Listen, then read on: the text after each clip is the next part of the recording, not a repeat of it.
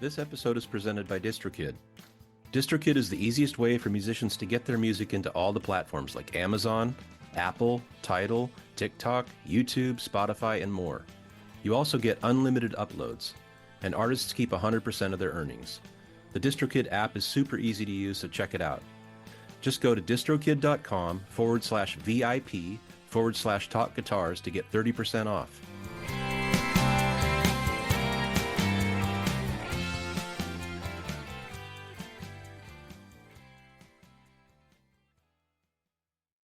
Hey people, do you want to get your music into Spotify, Apple, Amazon, Tidal, and all the rest of the streaming services? Check out DistroKid. It's affordable and super easy to use. I've used it to distribute my music and I really dig it. Our listeners get 30% off at distrokid.com/talk guitars. That's 30% off for our listeners at distrokid.com/talk guitars. Go get it.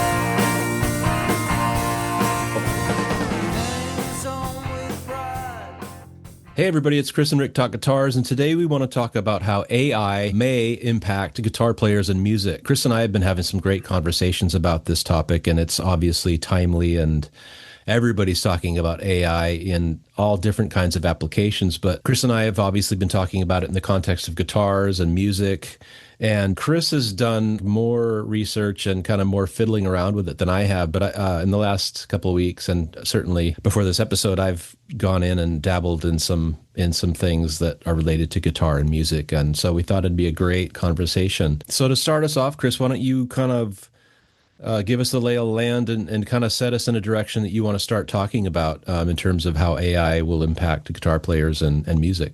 Yes. Okay. So today on Chris and Rick Open a Can of Worms, we're going to be talking about AI. And no, I'll start with just giving my background on AI. The way that I work with it is the AI chats. I think I use Claude and Chat GPT, and I use those almost daily for like work stuff. It's fantastic for that. And I just started recently kind of bringing guitar into it, and then a bunch of ideas went off in my head about things we can use it for. I fucking love Black Mirror, and that like puts terror in everybody, and I think that this stuff is going to take over and get rid of all the artists and music in all the world, and we're just going to have shitty music. So no, I don't know if many people really think about all the awesome things that you can do with it to help your art and to help your growth as a guitar player, as opposed to like it's just going to start making songs and nobody's going to have any work anymore. Right. So there are a wide array of things that you can do with AI to help your guitar playing and help your songwriting, help, whatever, just your brain as it thinks about guitar and music in general. And I primarily use ChatGPT, Claude, and the Gemini, which is the Google one. They're all similar, but they all have different features and things like that are better for some things. For example, ChatGPT is really good with I use it for a lot of coding things, and I use that for a lot of musical stuff too.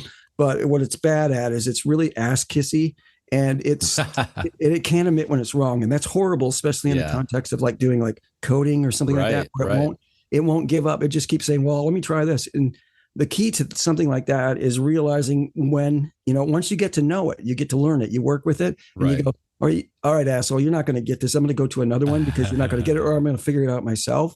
And if you don't do that, you're going to be in a lot of trouble because you're going to keep going and going and going, and you're not going to get anywhere. Yeah. So Claude, which is one that I kind of just started using with, that's a lot better. That's a lot more straight ahead. And it's going to it's not going to do that thing where it's going to admit, it's not going to keep going if it knows it's wrong. It's, just more clean and subtle. And then the Google one, which is Gemini, is really great for working with all the Google technologies. Like if you were going to write something programmatically and you wanted to use Google Sheets and all this other shit, it would be good for that. But that one's also a good general one. That one, its kind of negative aspect is that it's really kind of general. It plays it really safe. So, if you want something more in depth and maybe a little bit more edgy, you want to go with probably the Claude or the Chat GPT. And to give some examples of how I've used this, first of all, I recommend anybody who's like even vaguely interested, it's make an account. It's free. and just start playing with it and start throwing things at it, and you will learn it, and it'll learn you, and you'll start to get ideas of things you can do. Yeah. One of the first things I did musically with it is back when I was kind of learning. I've always been kind of trying to take on more and more music theory. And if you've ever studied that, some of it is like seems completely intentionally difficult, and the way that they present things, it just seems like it's just Right. way more harder than it should be. Yeah. So when I was learning modes, I would say something like to Chat GPT, I'd say like, explain the difference between Dorian and Mixolydian scale like I'm a 6-year old. And it would take all these things that I was kind of getting confused with all these other methods of learning it, and it would just break it right down. I finally got to understand it more because it saw what I kind of saw in it. It's like, it's not really about where you put your fingers and, memorizing that. It's about the sounds. And once I started talking with about that, it's like, yes, that's absolutely right. It's like, you got to train yourself to hear those sounds of the different modes and the sounds that they make. But there were other things, you could tell it like, show me a song, show me a song in E that does a really good illustration of the circle of fifths or anything like that. Or Oh, like, that's cool. make a song with these chords or something like that. Or say, I made a song with these chords. What do you think of it? It'll explain those chords for you. You can tell it, I'm looking for something like a dark chord progression that, in this key or something like that. Give me an idea. And you don't have to take what it gives you and just, copy it. It'll spark things in you. It'll spark ideas and things like that. So it's really great for just like general learning of the instrument, or songwriting. Even though I did this just today because I wanted to prove that it's not going to take over the world like everybody thinks it's going to do. I went to all 3 of the chats that I use, and I said, write me song lyrics like Neil Young in 1972. 3 different ones, and they're all fucking terrible. Nobody, if you presented that to somebody, that would be shitty at like an 8th grade music showcase or something like that. That would be a shit. So yeah, it's not there, and it's probably never going to be there. But at the same time, you could say, I'm thinking about writing a song about blah, blah, blah, blah, blah, and I'm kind of stuck. Maybe what do you think? And it might throw something out there that you don't use, but you're like, oh, I see something in a different light. So using it for that is really cool. Have you played with it much? That's what would be my question to you. Not a lot, but I did something similar to what you did. I said, write me a protest song similar to a Bob Dylan song, essentially. And then I put in some other parameters, like, maybe it's a citizen speaking truth to power, things like that. And you're right. And then I had it spit out variations, and they were terrible. And so I did that. And then also one of the things that I thought was cool was there's an amp called the Spark amplifier. Yeah. And it's one of those digital amplifiers that does a bunch of different things. And you can create different amp sounds, presumably millions of different amp sounds. Well, adding AI to that will allow you to put these, you can adjust you can get guitar sounds based on what kind of prompts, right? Like, hey, I want a guitar sound like Jeff Beck, but I want it to be darker and maybe more single coil or whatever, which is kind of cool. You could put these parameters in, and I guess it's just a different way of turning the knobs, essentially, right? Like there's physical knobs you could turn or whatever to get the sound, but you could just do it more like by describing what sound you want to achieve, which I thought was kind of cool in that amp. So I've checked out that too, and then I also checked out that Beato video you sent me, which was great too, about him talking. He was demoing those music generation apps and it's pretty interesting and pretty crazy what these things can do. And the variations they can produce, but like you were saying, I think I can tend to be cynical right off the bat whenever this new technology surfaces and everybody's touting it as, they always tout the positive, what they consider to be the positive impact that it's going to have. But my mind immediately goes to the negative, which is not great. But just talking to you too, I can appreciate the value it could bring to somebody that still values the pragmatism of somebody using it more as an editor or an idea generator for themselves, rather than being lazy and saying, hey, write me this song, and then maybe I'll change a few lyrics and boom, there you go. Or create this music for me based on these parameters and spit it out. And then, but I think you're right. I think in the right context and with the right people, it can be super helpful for people and spark creativity. So right, and I think that what we're talking about now is there's a couple of different things at play. There's the chat partner. The one that I use for code mostly, I think of it as a mentor, but one that I really got to watch like a hawk, or it'll do horrible things. The other ones I think of kind of like another wise person, like the Yoda of music or something like that. Right. And as long as you know what it's doing and how it's doing things like that, it's really Yeah. helpful that way. But what we were talking about is like giving parameters and having something generate a piece of music. There's a Mhm. couple of apps, like I think Suno was one of them, and Yeah. another one. And I was listening to some of the songs on there, and like Suno was the one that had the most. You listen to these songs and you're like, oh, this sounds like popular music. I can see how maybe some kids would like that. Music is very subjective, and music serves different purposes for people. You know what I mean? Sure. I Yeah. think that stuff is just like as bad as the bad music that it kind of apes. You know what I mean?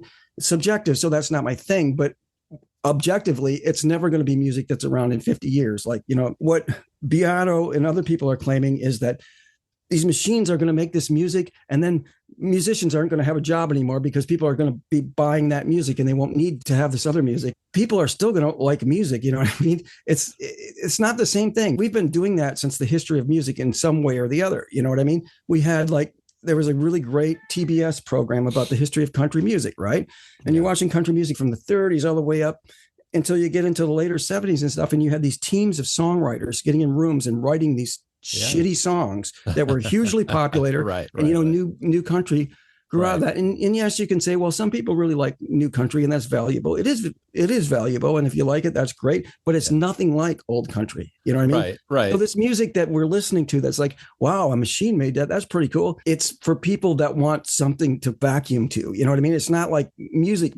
We've been prepped to listen to this music. Autotune brought us on board for listening to these weird vocals that are generated now. Listening to stuff on the grid got us used to the grid thing and all the horrible like MIDI instruments and stuff. You can't do anything about the people that are going to consume that music. You know what I mean? There's nothing. I think the problem with that, as opposed to it taking musicians' jobs away, it's the problem that people don't value music like That's they for used to. sure. But there's always going to be people who value music, and there's always going to be people that just make crap, and it's like it's nice on the ears and it does its purpose of letting you absorb something and then it moves on and you get to the next thing. And that's been happening since popular music. It's true. I totally agree with what you're saying in terms of this kind of dynamic, in terms of pap being created, musically has always existed. But in the past, it was created by humans, and it was still shitty, but it was still being created by humans. And so the prism I see these things through is like, how will this affect people's opportunities and livelihoods and jobs? And what I see is like you were saying, we are slowly indoctrinated into these new technologies just over time, right? Like autotune and grid and all this other stuff. It becomes the norm. So I agree with you. Music will always be created. But the question is, who will it be created by and who will it be for? Those are important questions. But for me, I see it as like, if there are so many opportunities for people to create music for different contexts, right? For like ads or movies or podcasts or whatever it is. And the way I see it, and I've spent a lot of time in the corporate world as an adult working there in that environment. I see how the dynamic works. It's like companies, their main objective is to save money, cost cutting, to increase profits for the company. And so I think it just sucks that I can see the writing on the wall where, you used to have human beings working on the music for this ad spot or working on music for this movie, but instead it's going to be a couple managers in a company going, hey, let's pump in these parameters. The movie's a horror movie and it's set in, the Victorian age, and spit out a soundtrack for this movie. That's the way I see it having possibly a negative impact on just opportunities for human beings to be able to participate in this creative process that, that they used to be able to, those opportunities used to exist, right? And now I see probably fewer and fewer of those opportunities are going to exist for people. It's like writers right now too. Like writing is in jeopardy of obviously, right? Because if a manager can just, if you had a team of writers or even a couple writers in your company that write for whatever it is, your website or your publication or whatever it is, if you can get hire a manager for a salary instead of paying 3 or 4 people, they can just pump this stuff out Anyway, that's where Yeah, I'm coming from. I agree with that 100%. That corporate stuff, they're already preying on people for no money to spit out these little pieces of songs. But I do disagree strongly with the thing like movies. I mean, movies is an art form going all the way back to like in Mean Streets when Scorsese used Ronette's Be My Baby. You realize how powerful music is in a movie. Good music is a big part of the movie experience. But So I love this discussion too, and not we won't flog this too much. We'll kind of circle back to some of the positive things about this technology. But to your point, I love that you're optimistic about that in terms of the art. But studios are run by studios, big studios especially, are corporations, and they're run to make money. I don't know if you watch The Studio, which is that Seth Rogen no, I show, don't. I've but heard about it. you Yeah, should. It's fucking awesome because they kind of the whole premise is that, right? He's the head of a studio who loves movies. He's an artist at heart, but he's working for this big studio that wants him to just churn out shit. yeah. So Right. it's this dichotomy, right? But so that's my point, and my cynical side and my experience working in the corporate world and in creative capacities in different corporations is when you have there. Sure, maybe there will still be companies that really do want to make art and care about the music and everything else. My Absolutely. my fear is that, like as you just said, people will slowly be indoctrinated into these different echelons of technology and evolution where they're used to like just hearing this AI generated music as the soundtrack to this fucking mega hit movie that and also we can extrapolate to you were talking about Taylor Swift. I mean, theoretically they could create an avatar, this person or this identity that is a pop star or whatever, and then this creation has this music that is created by artificially all this other stuff, and you're right. I mean, we can tend to get too fearful of this stuff. But my another thing I think about too is like it doesn't matter like if it generates what we consider to be crap or what we consider to be inferior. A company executive's mindset is it good enough? Is it good enough to sell this shit to people? And if it is, that's all they care about. I don't care if it can think or if it's smart or if it's creating the best whatever that is, the best lyric. If I can create it cheaply and I can sell it to people, that's all I care about. And I like you, I hope there are artists that hold out that are making music or other creative endeavors that aren't willing to go there. But again, like if you look at the trajectory of corporations and everything, especially creative endeavors, movies especially, look at how the only movies they make anymore, big blockbusters, are these fucking superhero movies anymore. That's terrible, but they don't have AI music in them yet, and I don't know if they ever will because Yet. yeah. I don't. That's true. I mean, it's not that it's not going to happen, but right now you can find some 16-year-old kid who has parents who like were nerds and didn't even like music or anything that loves jazz and rock and all this stuff. It's art. It's gonna continue, and people are going to find it. If you look at any really great piece of art that's using music, it's going to use real music because it's emotional. And I surprised myself because I was like the biggest cynic in the world, but I just really don't. I love that too. Yeah. I really don't think that it's going to be bad as people think it is. And this is why I think that it enabled me to see that there's a lot of shit you can do good with it. That, Yeah.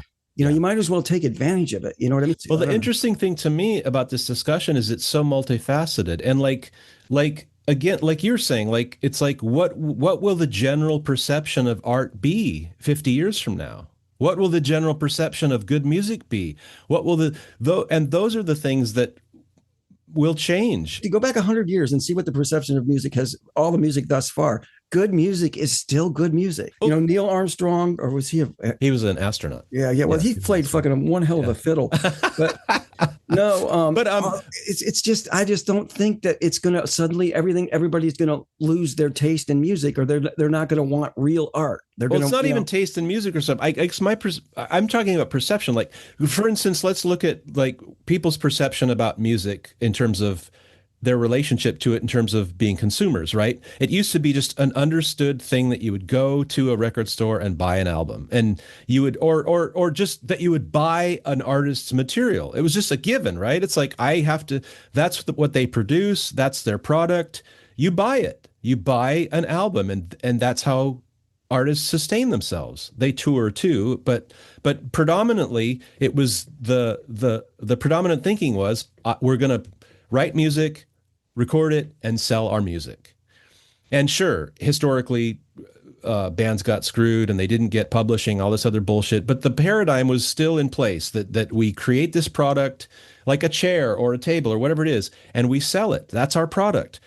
After Napster, the whole paradigm shifted. And now people's perception is, why should I pay for music? And it's this weird dichotomy too, right? Because like you were saying, if you interviewed like 10 people, 9 out of 10 would go, oh, music is so important to me in my life. I can't even tell you, like I listen to it all the time, blah, blah, blah. Okay, so would you pay for well, I can get it for free, so why would I pay for it, And there was even those experiments initially when Napster came out where artists are like trying to embrace it, going, well, we're going to release a few songs for free and then they'll buy our album. And it's like, no, they won't, because they can get it for free. And so that's a paradigm shift, I think, that changed dramatically, because now I think younger generations it's an expectation. I can go find this song somewhere for free and I'm not going to buy it from the artist.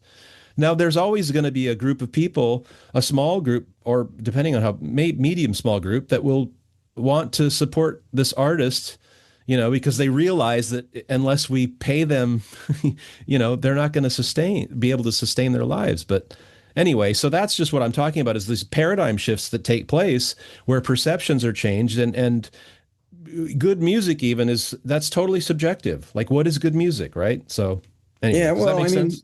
and that totally makes sense. And you're right. I absolutely agree that, there's going to be some paradigm shift and some people are going to go somewhere. Look at the people like in the 60s that like, I don't buy records. I just listen to the radio. That's how I listen to my music. Right. And so there'll be people like that, but there's also going to be people who just want to do music. I mean, vinyl is not, it's not in, everybody's not using vinyl again, but it's got a huge, big enough to where they started making records again. That's There's true. enough demand for it. So there'll be people like that. But yeah, it's different. Different younger generations don't, they're not familiar with the concept of like an album, like let's sit down and listen to this thing from side A to side two. And that's okay. They're going to develop their own thing, but I just don't think after listening to the things and interacting with the AI as much as I have, I don't feel like, I feel bad for people that are going to lose their job. People are going to lose their jobs because of something that's just a given. But I don't think the amount of people that they think are going to lose their jobs are, because it's going to bite a lot of people in the ass. You know what I mean? They're going to maybe they're going to embrace this shit. And finally it's going to be, oh, I shouldn't have done that. But no, I think this is good. And I find myself getting really passionate about that, which is good. But at the same time, let's bring it back to like the guitars for anybody that really wants to do it. Because like I said, there's a lot of shit you can do. There's some other free apps and online things that you can do to kind of help you with your guitar playing and your art. There's one called iReal Pro that's like does chord charts. You can interact with it to give you kind of cool chord charts. There's chord, which is kind of a progression builder. And these aren't things where I'm just saying that, you can go in there and say, build me a chord progression.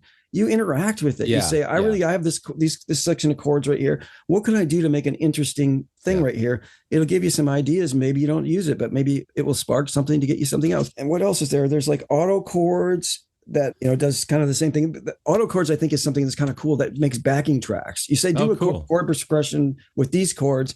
It'll make a backing track and you can play along with it. BandLab is another thing that's a built-in DAW, but it also has some other of these tools.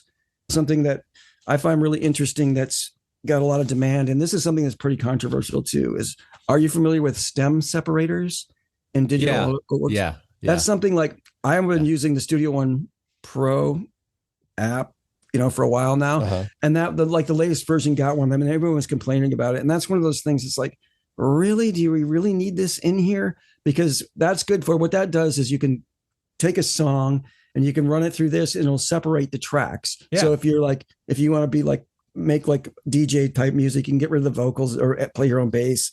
And for some people that might be cool for like playing along with their favorite artists and stuff like that. But that to me should be like one of these standalone apps that you play with or something like that. But Yeah. that's big for people. And that's one where people started talking about the deaf knell. Well, now all these people who don't play an instrument can play music. And I'm like, Yeah. okay, go ahead. Well, you can't do anything about those people that just say, I don't care that this song was generated. Well, and I see your point, but it's just, and not to flog a dead horse, but just, I guess my perspective is and you're right. I mean, I always feel though, like the general perception is that these changes are inevitable and they're going to happen. It's a big steamroller that just has inertia and it's going to keep going. And that may be true, but basically all of these things come down to choices that human beings make about what kind of society we're going to have, how we're going to do this stuff. And I just lament the displacement of human beings, or the fewer opportunities human beings will have, especially to participate in creative endeavors. And you're right. I mean, that's another thing that people they don't want to pay anybody to do anything, but that's where I come from when I talk about like this technology, because like you said, there's still a lot of cool uses for it, and especially if you use it the right way. Before our discussion too, I was just typing in some things. If you're a beginner guitar player, you could just type in, hey, what are some good guitar resources for me to check out, and boom, it spits out a bunch of cool stuff that you don't have to go search on the web, and so at least you have a starting point, right? Like, because it's overwhelming, right? I just bought this cool guitar and I want to start playing. Shit, now what do I do? Right. Well, type that in there, and then and like you were saying, it's like you can have it find chord progressions for you, and all kinds of cool things that can spark your imagination, and then also just light a fire under your butt to play guitar or to play music. So exactly. I mean, I think I'm a little more cynical than you about the technology, but I totally see the other side of it too, where you can use it as a productive tool and also a creative tool too, like you were saying. I mean, it reminds me of when I saw Bowie talking about the fact that he would just take a newspaper or magazines or whatever and cut out words or cut out sentences, and he'd come up with an REM song. Exactly. No, but it's like that sparked his creativity, right? It's like, I've got these words down there. How is that going to? Anyway, so I think you're absolutely right. I think there will be good uses for this. I am a little more skeptical about like how this technology will negatively impact humans and their livelihoods and stuff like that. But like you say, I mean, in different forms, this kind of this has been going on for a long time, it's basically all these negative things that we mentioned are not AI, they're people, and they're, and it's whether it's people that don't really want art or just support art, or it's people that want to get the cheapest possible thing to make something that's good enough, like you mentioned. One thing we didn't talk about that is a huge danger is people who have no critical thinking. They're not going to be able to develop their critical thinking. I heard someone mention that they were really worried about doctors and scientists and all this stuff at the college level because they're using these chats to like do their papers. And part of me is like, yeah, that sucks. That's scary. We need doctors. We need scientists. But at the same time, if that's the only reason people want to be a doctors because they want to do something easy for a lot of money, those people would have been shitty doctors anyways. My point is there's still people who want to understand science and who want to practice science and want to understand medicine and practice medicine. I am going to continue to use this for guitaring and, work and whatever. And, I'll be the first one to get all cynical and, start screaming wolf or the sky is falling or whatever when time comes. But for right now, I just feel like it's not going to really affect creative things because it can't do really creative things. You know what I mean? It can't. It's going to definitely displace some people, but that's the thing. The more that this is another side that I see, the more that this weird AI music is being generated and stuff, I think it'll make people appreciate real music more. It'll definitely sound better. If you did a same film that had, AI generated music, and then you had some that was like curated by the people who curate these things. And it's like instantly your emotional experience is going to be completely different.